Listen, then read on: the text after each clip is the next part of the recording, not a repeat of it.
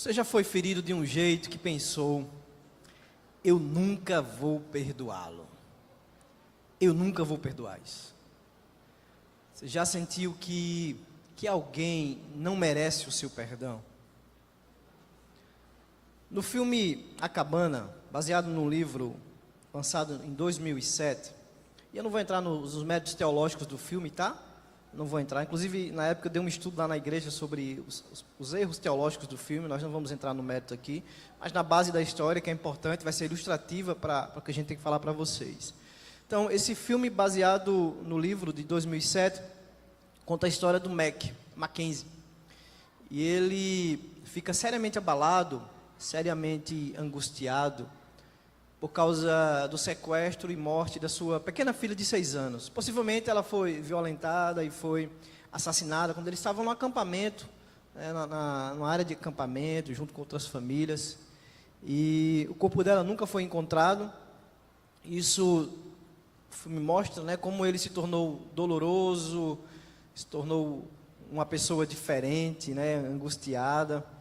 E anos depois dessa tragédia, ele recebe uma carta, uma mensagem, um chamado misterioso para ir para a cabana onde supostamente a filha dele esteve lá, porque eles encontraram um vestido sujo dela naquele local. Ele até pensa que é uma brincadeira e depois de relutar um pouco, ele vai, talvez pensando na possibilidade de encontrar o assassino da sua filha, mas a verdade é que ele vai lá se encontrar com Deus.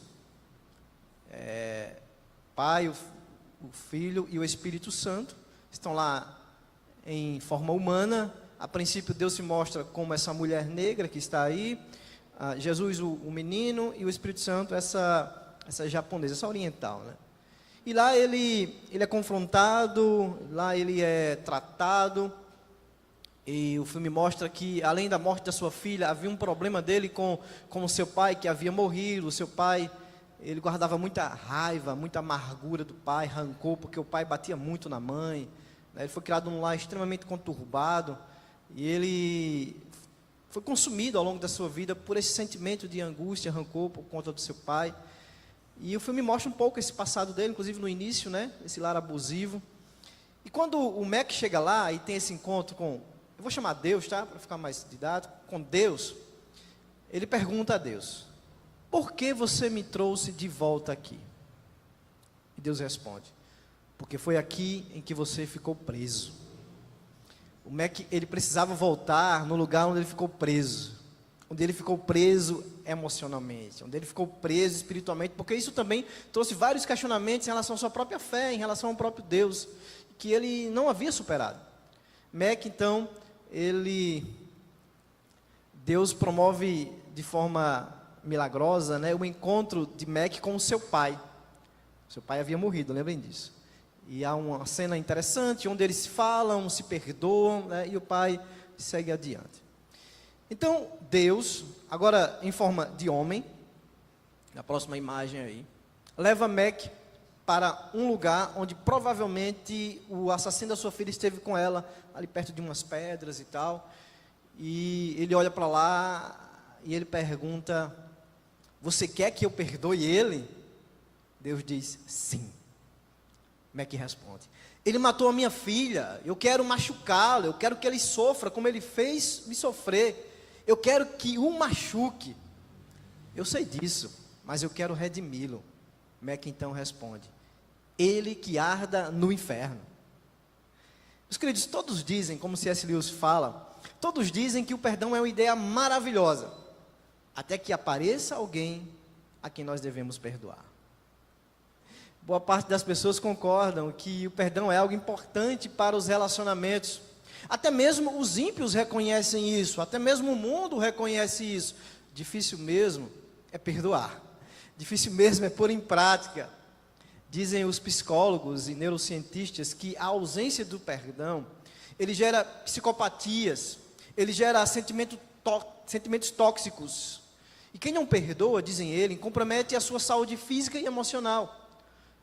Dizem estes cientistas que o perdão, ele quebra um ciclo destrutivo. Ele ele gera então sentimentos positivos e estimula inclusive a produção do hormônio da alegria, da felicidade, que é a serotonina. Para o mundo, o perdão, além de ser um ato de inteligência emocional, é um ato de preservação da saúde física. Veja, o próprio mundo reconhece a importância do perdão. A própria ciência reconhece a importância do perdão. Mas nós vamos perceber que os motivos para perdoar são motivos extremamente egoístas. É para o seu próprio bem. Mas será que a motivação cristã também é a mesma?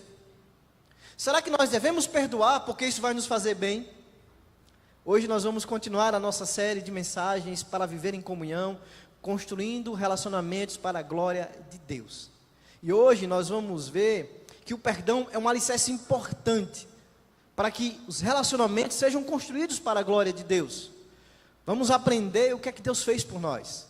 Vamos aprender o que é que Ele espera de nós. E vamos também refletir se de fato entendemos e fomos impactados pelo que Deus fez por nós. Hoje a nossa mensagem tem por título: Perdoe, porque você já foi perdoado. E o sermão é baseado no maravilhoso livro de Tim Keller chamado Perdoar, que certamente você vai comprar na livraria Peregrino, se você quiser. Inclusive eu comprei lá, tá? Vamos ao texto. Mateus 18, 23, 35. Diz assim a palavra do Senhor: Por isso, o reino dos céus é semelhante a um rei que resolveu ajustar contas com os seus servos. E passando a fazê-lo, trouxeram-lhe um que lhe devia 10.000 talentos. Não tendo ele, porém, com que pagar, o senhor desse servo ordenou que fossem vendidos ele, a mulher, os filhos e tudo que possuía, e que assim a dívida fosse paga. Então o servo, caindo aos pés dele, implorava: Tenha paciência comigo e pagarei tudo ao senhor. E o senhor daquele servo, compadecendo-se, mandou-o embora e perdoou-lhe a dívida. Saindo, porém, aquele servo, encontrou um dos seus conservos que lhe devia 100 denários. Agarrando-o, começou a sufocá-lo, dizendo: Pague-me o que você me deve. Então seu conservo, caindo aos pés dele, pedia: Tenha paciência comigo e pagarei tudo a você.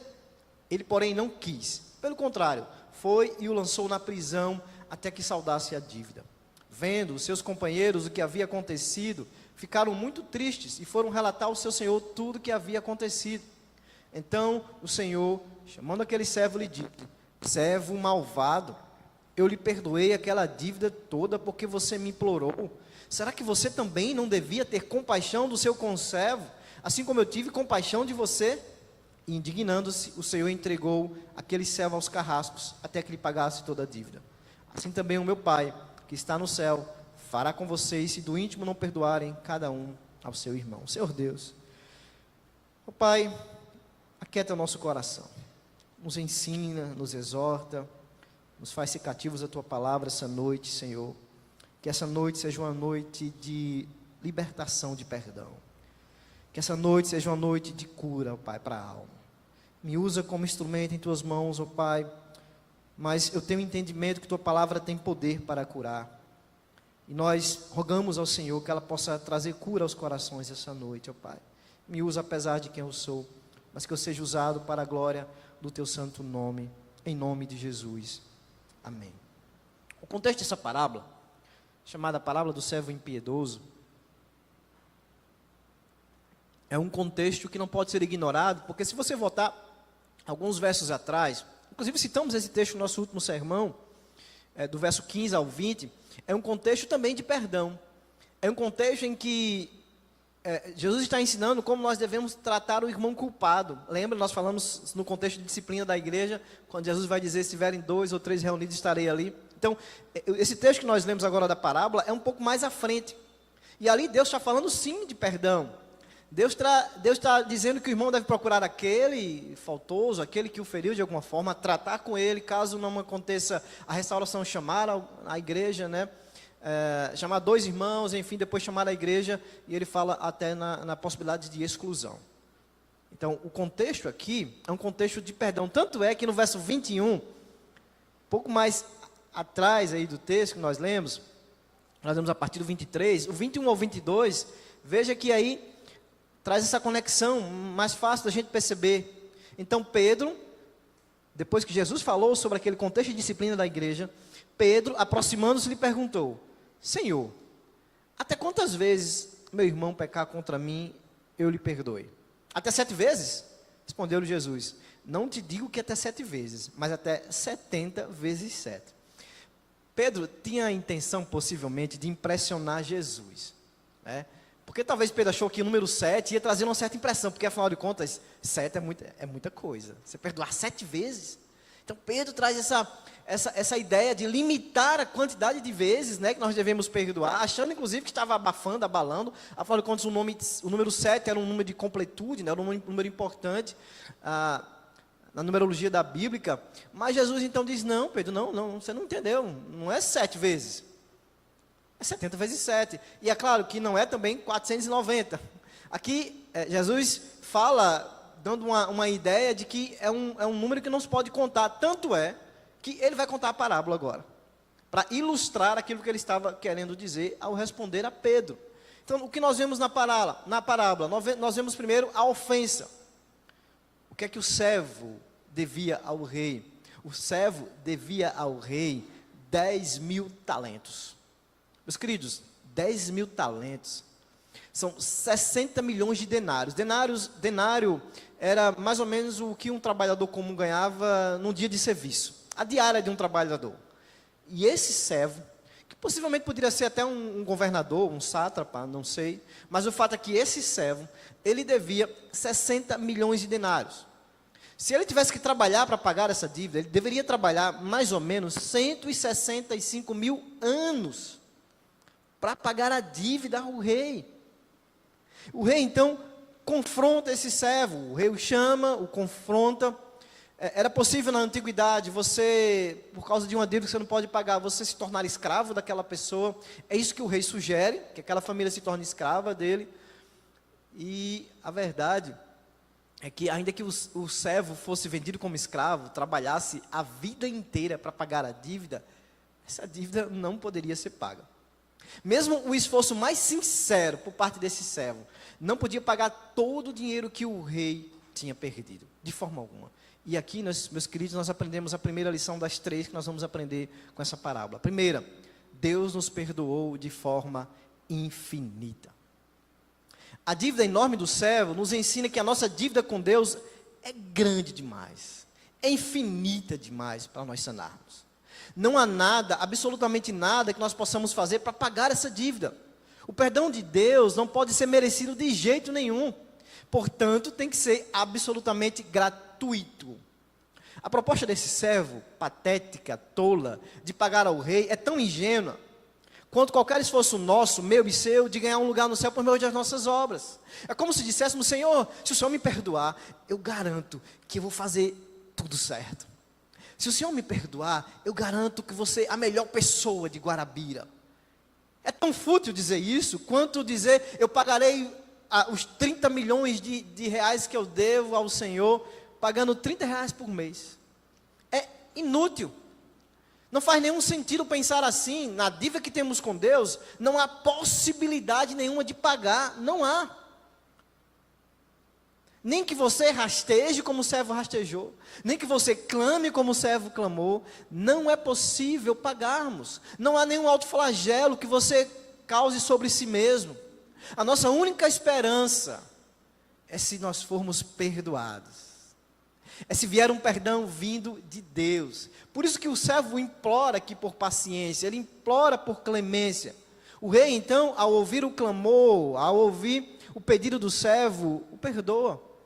Livra o servo da sua responsabilidade, livra o servo da sua obrigação de pagá-la. Paciência, meus queridos, e o servo pede por paciência, que essa palavra, ela dá a ideia de, é a capacidade da gente suportar o sofrimento, da gente sofrer o dano, em vez de ceder a ele. É a capacidade de perdoar a dívida de alguém e assumir a gente mesmo a dívida. A palavra usada para perdão, e ela é usada 40 vezes no Novo Testamento, ela significa remissão. Ela significa isentar alguém de uma obrigação, isentar alguém de uma dívida legal. O conceito de remissão sugere justamente isso, que o perdão, ele tem preço. O perdão é uma graça, é uma dádiva. É um movimento de favor a quem não merece. Mas quando uma dívida é cancelada, alguém tem que pagar por ela. O credor, ele absolve a dívida no lugar do devedor. Portanto, meus queridos, perdão implica que outra pessoa assuma a punição ou a dívida do transgressor. Imagine que você empresta seu carro a alguém. E aí o seu amigo, seu irmão, ele bate o carro. Só que esse irmão, ele não tem condições nenhuma de pagar. Aí você olha para ele e diz, tá bom, meu irmão, eu te perdoo. Ou seja, você perdoar quer dizer que você vai arcar com o dano, que deveria ser arcado por aquele que quebrou naturalmente. Mas justamente perdão é isso. É como você, criança, que empresta seu videogame a um coleguinha, e aí o coleguinha quebra o videogame. Certamente não é você que vai pagar, né? É o seu pai ou sua mãe. Mas alguém tem que pagar. O coleguinha não podia pagar, os pais do coleguinha não podiam pagar, mas os seus pais vão pagar. Há um preço. Há um preço a ser cobrado. Perdoar significa que o custo da transgressão passa do transgressor para você. E você vive com isso da melhor maneira possível. Então, perdão é uma espécie de sofrimento voluntário. Ao perdoar, em vez de você retaliar, ao invés de você se vingar, você decide arcar com o custo, arcar com a dívida do transgressor. Mas, meus queridos, não foi exatamente isso que Deus fez por nós. A Bíblia diz que nós tínhamos uma dívida impagável, nós somos pecadores por natureza somos inimigos de Deus. A Bíblia diz que quando Deus olha para a terra, diz que não há nenhum justo. A Bíblia diz que todos nós somos merecedores da sua justa punição. Somos merecedores de beber do cálice da sua ira. Todos nós somos mortos em nossos delitos e pecados. João 3,16 diz, porque Deus amou o mundo de tal maneira, e deu seu único Filho, para que todo aquele que nele crê não pereça, mas tenha vida eterna. Mas veja só o verso 17.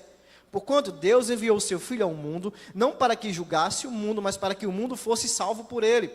Quem nele crê não é julgado. Mas o que não crê já está julgado, porquanto não crê no nome do unigênito Filho de Deus. Aquele que não crê em Cristo como seu suficiente Salvador já está julgado, já está condenado, já merece a ira de Deus sobre si.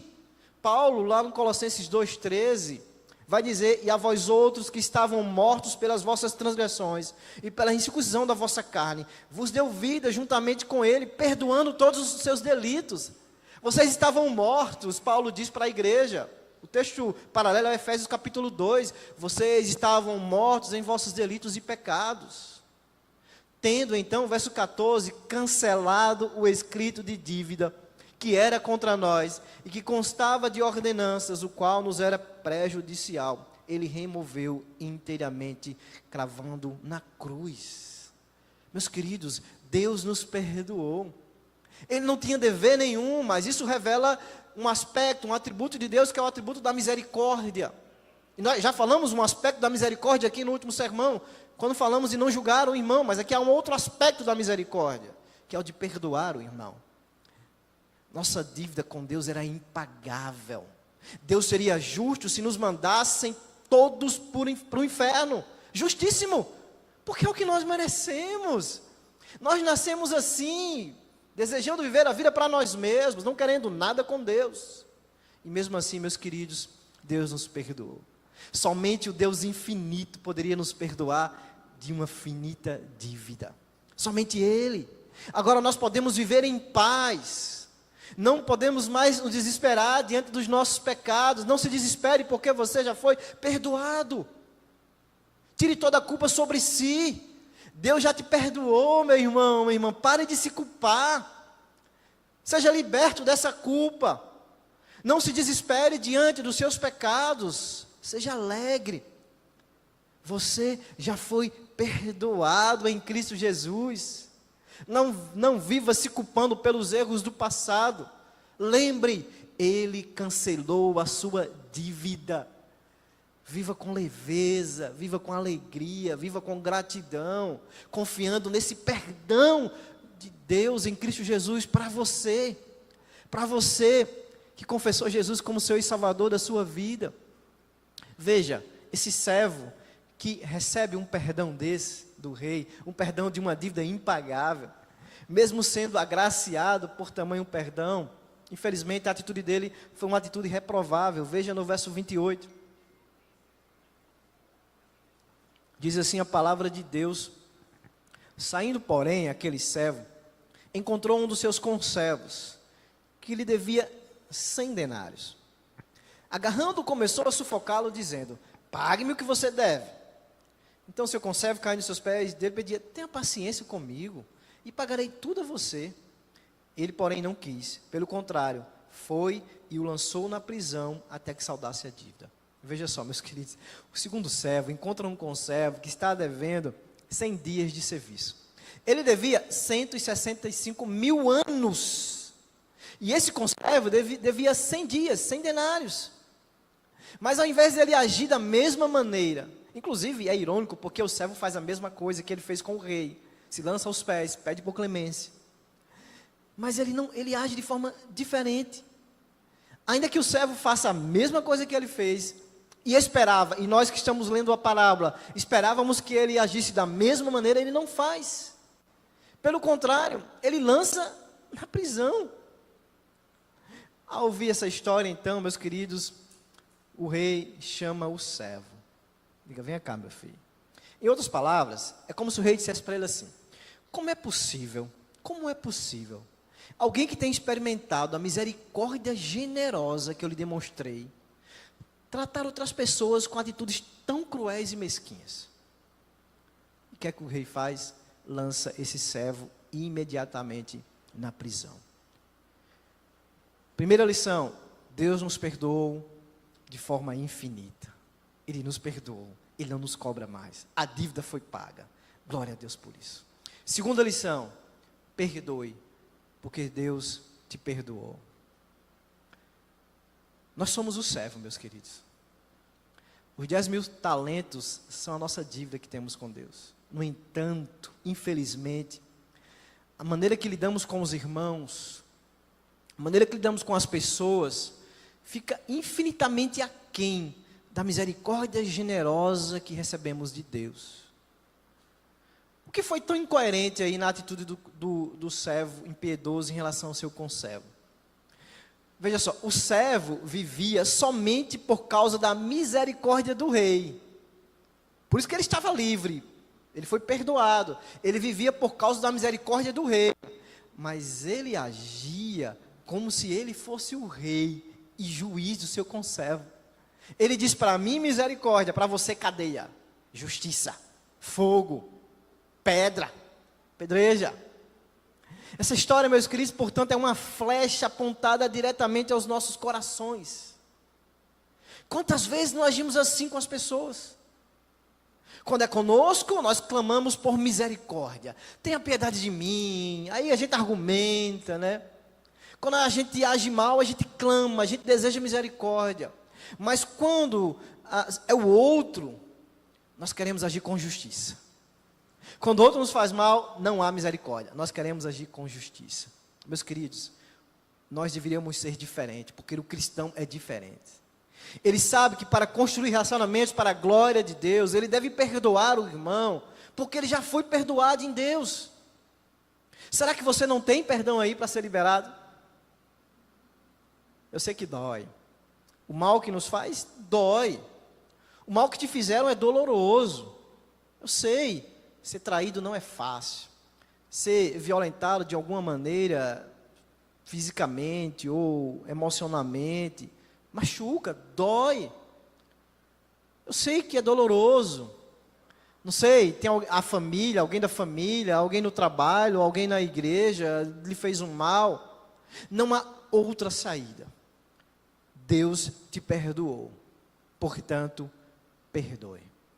O perdão que você recebeu de Deus tem que gerar em você o desejo, tem que gerar em você uma chama, um desejo para perdoar a pessoa. Não é porque ela merece não, por isso que é perdão. Mas é porque você também não merecia e foi perdoado. Isso tem que fazer significado na minha vida, isso tem que se transformar em ações práticas. Não somente entender e apreender o perdão de Deus, mas eu preciso derramar esse perdão ao meu redor. Ao olharmos para a parábola, a gente vai ver aqui uma espécie de processo. Passos para o processo de perdão. a gente observando a atitude do rei diante do servo, ele faz algumas coisas, ele faz 4 coisas. Ele chama o homem, ele chama o servo, ele tem pena dele, ele perdoa a dívida e ele o solta, ou seja, ele se reconcilia. Em primeiro lugar, o rei mandou chamar o servo. Ele fala da dívida, ou seja, ele fala do problema. O rei chama e fala do problema. O perdão começa com a exposição do problema. Em vez de botar para debaixo do tapete, em vez de encobrir, em vez de colocar mágoas no seu coração, Deus está nos ensinando através dessa palavra que nós devemos confrontar no sentido de chamar a pessoa. Se você foi machucado, você tem que expor a pessoa. Não é a pessoa, expor o problema para a pessoa. Depois, se apiedar da pessoa. Ter piedade de alguém que nos ofendeu significa que nós vamos fazer um trabalho que é difícil de fazer. Porque naturalmente o desejo do nosso coração é a vingança. O desejo do meu e do seu coração é fazer o mal, inclusive 2 vezes mais do que a pessoa nos fez. Se a gente receber uma tapa, a nossa vontade é passar o carro por cima dela. É a nossa natureza. Mas ter piedade de alguém, nesse processo do perdão, significa que a gente vai fazer um trabalho difícil, de olhar para aquela pessoa e perceber também que ela é tão pecadora como você. Ela é tão vulnerável como você. Ela é carente do perdão de Deus tanto quanto você. Embora o nosso desejo seja concentrar apenas na maldade da pessoa, esse é o nosso desejo natural, olhar só esse aspecto dela, o mal que ela lhe fez, o quanto ela merece sofrer por causa disso. Mas Deus nos chama para olhar com piedade, para olhar para aquela pessoa com olhar de misericórdia. Foi isso que o rei fez para com o seu conservo. O rei que representa Deus, que olhou assim para cada um de nós. Mas no processo do perdão, envolve o confronto, envolve abrir o coração, envolve olhar com misericórdia, envolve o cancelamento da dívida. Ou seja, o rei perdoou. O rei perdoou a dívida. O rei teve que assumir a perda pessoalmente. Então, perdão, ao invés de você desejar o mal do ofensor, você recusa fazer isso. Eu sei que é difícil. Eu sei que é custoso, porque vai de encontro à nossa natureza. Mas se você não perdoar, você mesmo estará carregando a dívida. Você mesmo estará bebendo um veneno todos os dias, achando que o outro é que vai morrer. Você estará colocando amargura no seu coração a cada dia, meu querido. Por último, a parábola, ela diz que o rei soltou o servo. A ideia aqui é que o rei reestabeleceu o relacionamento com o seu servo. O relacionamento foi restaurado. O servo não era mais o seu devedor. O servo não era mais o seu traidor, mas era um cidadão do reino novamente. Mas aí vem uma pergunta que talvez você esteja fazendo agora. Será que eu tenho que restaurar todos os relacionamentos depois de perdoar as pessoas? Quando a gente olha para o final da parábola, a gente vai perceber que não. Porque isso vai depender da resposta da pessoa a quem o perdão é consentido, a quem o perdão é estendido. Quando o servo não responde ao perdão do rei com arrependimento, quando ele não responde o perdão do rei com mudança de vida, o que é que acontece? O relacionamento dele com o rei se desfaz. O rei diz, então, meu filho, vai para a prisão. Aí Jesus vai nos oferecer 2 ensinamentos maravilhosos. Um que tem fundamento nessa parábola e outro que está em outro texto. Que aparentemente vai parecer contraditório, mas não são. E eu vou explicar. Lucas 17, 3, 4 diz assim: se o seu irmão pecar contra você, repreenda-o. Se ele se arrepender, perdoe-lhe. Mesmo se pecar contra você 7 vezes no dia, 7 vezes lhe vier dizendo, estou arrependido, você tem que perdoar-lhe. O que Jesus está mandando fazer é aquilo que o rei fez. Foi no irmão, confrontou o irmão, perdoou o irmão. Mas tem outro texto aqui que parece ser contraditório com esse aí. Marcos 11, 25. E quando estiveres orando, se tendes alguma coisa contra alguém, perdoai, para que o vosso Pai Celestial vos perdoe as vossas ofensas. Veja só, se você for orar e você lembrar que você precisa perdoar alguém, aí a palavra de Deus diz, perdoe. Se você tem ressentimento contra alguém e Deus trouxe a sua memória, você precisa perdoar na hora. A palavra aqui, a construção do grego aqui, é a ideia do imperativo. É uma ênfase. Perdoe. Veja, o texto de Lucas ensina que nós devemos perdoar se o irmão se arrepender, né? Mas a ideia ali é diferente. É diferente. Jesus diz isso lá, a parábola nos mostra isso, chamar o irmão, confrontar, falar da situação, se ele se arrepender, perdoa. Se ele se arrepender, a nossa segunda responsabilidade é perdoá-lo. A primeira é confrontar, falar, abrir o coração, e a segunda, se ele se arrepender, é perdoar. Veja que o objetivo do perdão não é uma cura interior, não é uma retaliação ao transgressor. Por mais que o perdão, de fato, traga essa cura, por mais que o perdão nos livre da amargura, por mais que o perdão faça bem à alma, faça bem às emoções, faça bem, claro, ao físico, tudo isso é verdade. Mas o objetivo do perdão aqui maior é restauração. É restauração da comunidade. É preservar os relacionamentos na comunidade. Lucas 17, se você ler Lucas 17, a parte de Marcos 11, 25, se você ler de uma forma que nós vamos expor para vocês aqui, parece que você só pode perdoar ou deve perdoar a quem assumir a culpa e pedir perdão a você. Mas não é bem assim. Porque Jesus diz lá em Marcos que você deve perdoar alguma coisa contra alguém se você for orar, se você lembrar. O texto não diz que você deve só perdoar se a pessoa não se arrepender. O texto de Marcos não. Lucas diz isso. Isso é verdade. Mas Marcos não. Então o perdão, ele tem dois significados. Esses dois significados se sobrepõem. Porque às vezes no Novo Testamento a gente vai perceber que o arrependimento do outro, se ele se arrepender, você deve perdoá-lo. Mas você vai ver que Marcos não diz a mesma coisa. Então, quer dizer que a Bíblia é contraditória? Não, de forma nenhuma. A Bíblia ela vai mostrar que há aspectos do perdão que são diferentes. Veja, o que aconteceu aqui com Estevão, quando estava sendo apedrejado, lá em Atos 7, o que é que ele disse? Pai, perdoa-os. Estevão não chamou aquela turma que estava apedrejando ele, né, para pedir o perdão de Deus sobre a vida deles e mesmo perdoar aquelas pessoas que estavam fazendo mal para ele. Então, em Marcos 11, quando Deus diz que nós devemos perdoar antes da oração, se lembrarmos que temos algo contra alguém que nos fez o mal, a ideia aí é uma disposição interior que não busca vingança. Já em Lucas 17, que fala que nós devemos confrontar o irmão, se ele se arrepender, nós devemos perdoar, a ideia aqui é de um perdão para a restauração dos relacionamentos. Ou seja, há um tipo de perdão que só depende de você, é o perdão interior, depende de você. E há um outro tipo de perdão que depende do outro para restaurar relacionamento. Entenda a diferença? Mateus 5, 23, 24 diz: se, pois, ao trazeres ao altar a tua oferta, ali te lembrares de que teu irmão tem alguma coisa contra ti, deixa perante o altar a tua oferta, vai primeiro reconciliar-te com teu irmão, e então, voltando, faz a tua oferta. Seja qual for o caso, em confrontar o irmão, em confrontar a pessoa, se ela se arrepender ou não, a verdade é que todos nós temos que perdoar primeiro. Primeiro, o perdão tem que ser interiormente. É uma decisão minha, é uma decisão sua. Aqui não são dois tipos de perdão, mas dois aspectos, eu diria, ou dois estágios, como o Tim Keller fala, do perdão.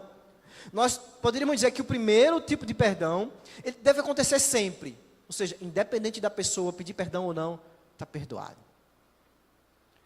Agora eu vou confrontá-la, eu vou conversar com ela. Se ela se arrepender, se ela pedir perdão a mim, eu perdoo e restauro o relacionamento. Eu perdoo e há reconciliação. Mas veja só, é possível perdoar interiormente, é possível que a pessoa que lhe feriu peça perdão, e mesmo assim a reconciliação não aconteça.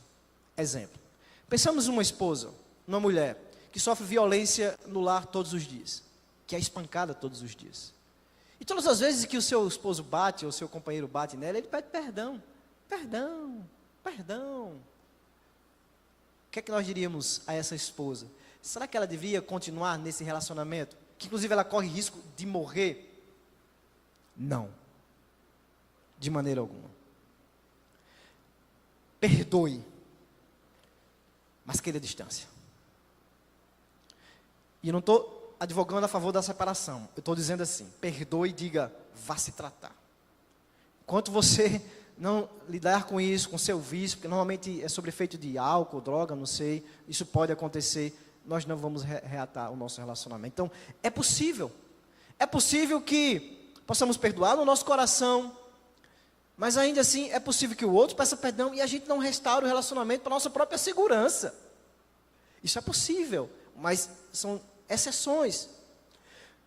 Podemos perdoar em nosso coração e ainda insistirmos que o transgressor responda perante a justiça por suas atitudes criminosas. Perdoar não quer dizer que o outro não vai arcar com as consequências do mal que ele fez. Perdoar o ladrão que lhe roubou não quer dizer que você não vai chamar a polícia para prender o cara. Entende? Perdoar não quer dizer isso. Uma observação importante sobre o perdão cristão é que ele nunca é simplesmente individualista. Ele nunca está preocupado apenas com a sua cura interior do coração. Não é menos que isso, porque como eu falei, isso é importante, mas é muito mais. O anseio de Deus é pela cura exterior, é pela cura da comunidade, é pela cura da igreja. Mas pastor, e se a pessoa que me feriu, ela se nega a encontrar-se comigo? Ela não quer me ouvir. Ainda assim, meu querido, minha querida, você não precisa ser dominado pela atitude dela.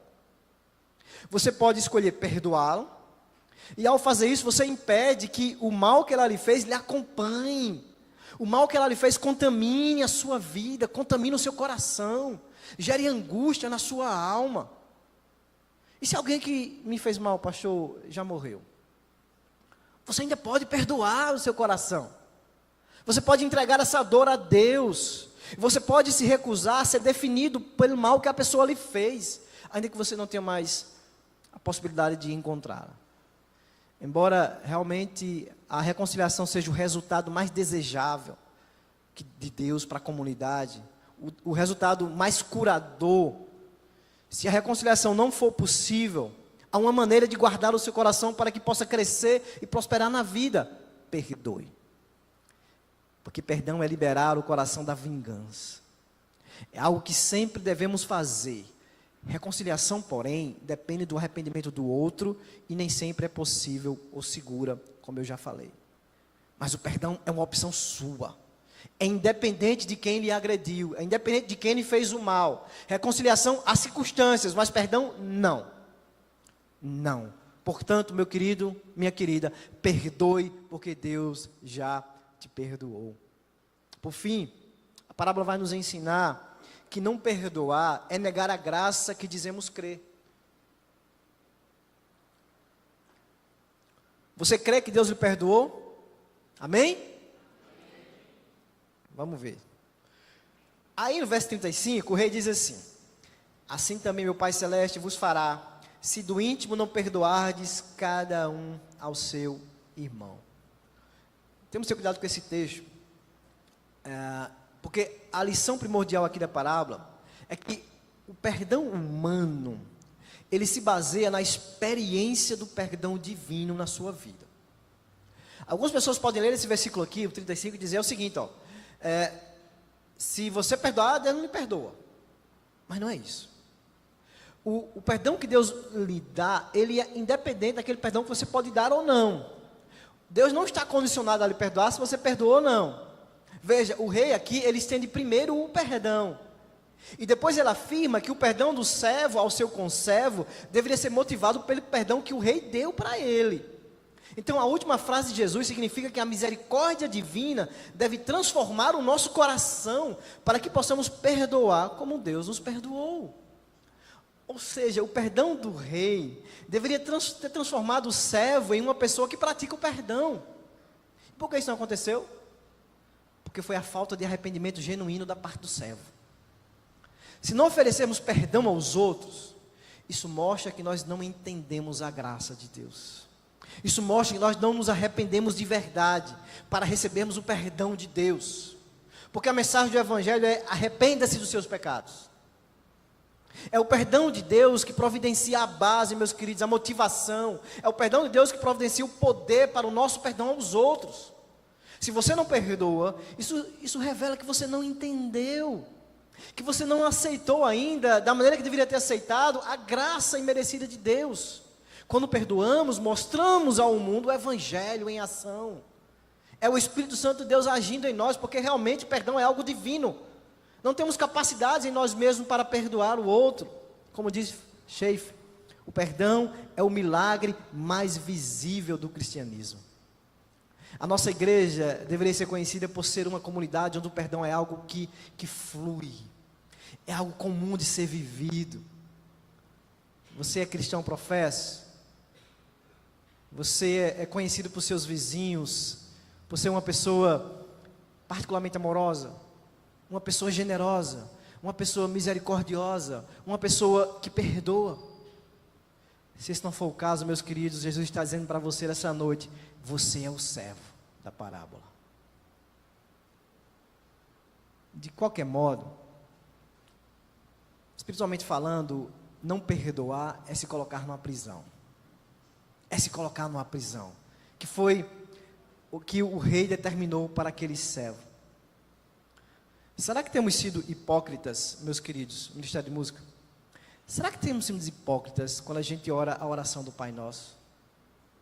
Será que temos sido? Perdoa-nos as nossas dívidas, assim como nós temos perdoado aos nossos devedores. Será que temos sido hipócritas?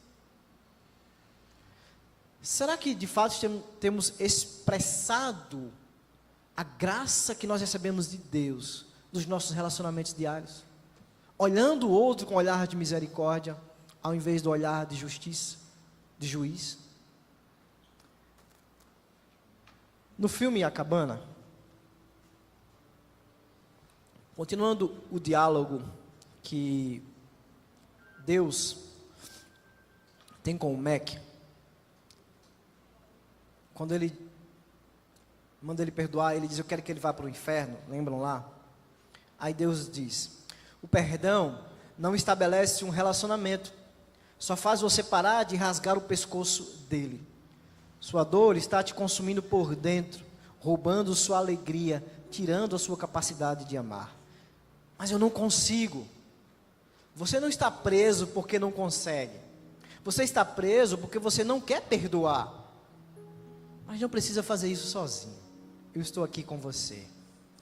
Mas eu não sei como. É só dizer. Mac então diz, depois de muita reluta: eu perdoo. E no final do filme, uma das últimas fases do filme, o narrador diz: eu não vou contar nem os detalhes do final para vocês assistirem. Hoje eu não vou contar o final não. Eu não vou dar o spoiler do final não. Ele ama com mais facilidade. Ele pede perdão e perdoa com mais facilidade. Aí eu pergunto para você essa noite: as pessoas ao seu redor poderiam dizer isso sobre você? Agora que ele é crente, agora que ele confessou Jesus, eu vejo que ele ama com mais facilidade.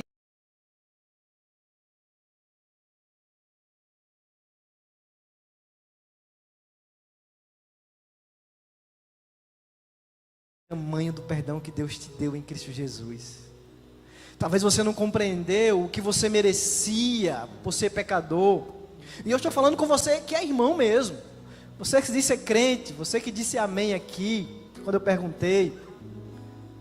Nós deveríamos ser conhecidos, meus queridos, como o povo do perdão. Porque a gente entende, a gente conhece, pelo menos deveria conhecer o tamanho do perdão que Deus nos deu em Cristo Jesus. O mundo não conhece esse perdão.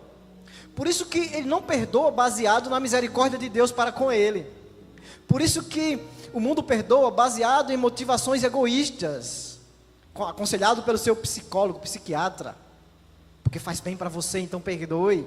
Não, meus queridos, a nossa motivação não é essa.